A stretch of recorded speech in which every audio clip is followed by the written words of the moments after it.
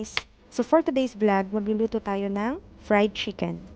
So ang kailangan lang natin gawin, hugasan ng chicken at i-drain. After na-drain, lagyan na natin siya ng curry powder, garlic powder, salt, ground black pepper, paprika, cayenne, itong dalawang to optional lang naman. Then cinnamon powder, ginisa mix, and magic sarap. Halu-haluin lang siya guys, and then i-marinate natin siya overnight. Siya nga pala guys, pag nagluluto ako, tantsahan lang talaga. Hindi naman kailangan talagang measured ang bawat ingredients kasi hindi naman ito baking. Kung baking, yon kailangan talaga na may measure bawat ingredient. Pero dito naman, tantsahan lang.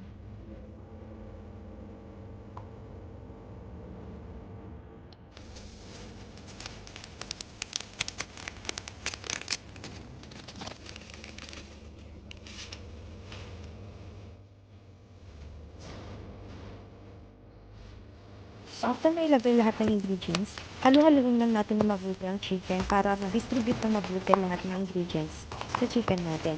And ang ginawa ko, i-marinate ko siya overnight. Kahit nga 1 hour lang natin siyang i-marinate, okay na eh.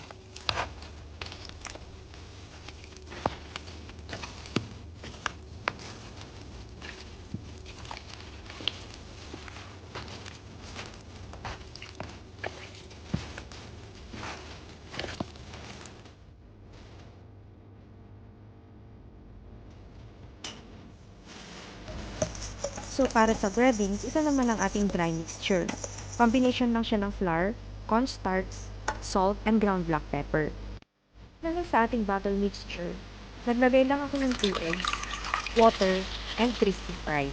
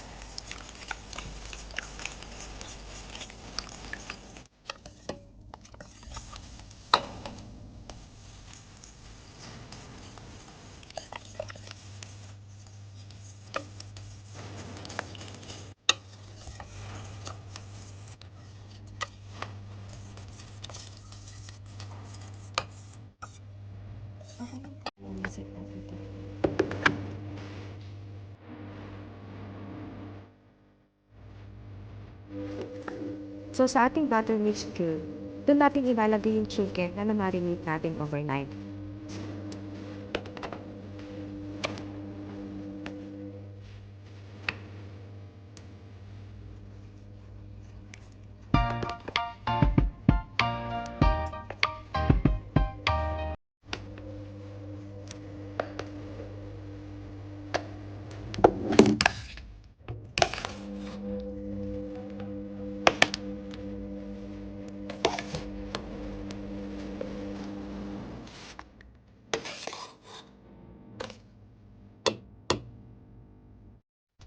Ang next na gagawin ay i-coat lang natin ng chicken sa ating dry mixture, then ready to fry na siya.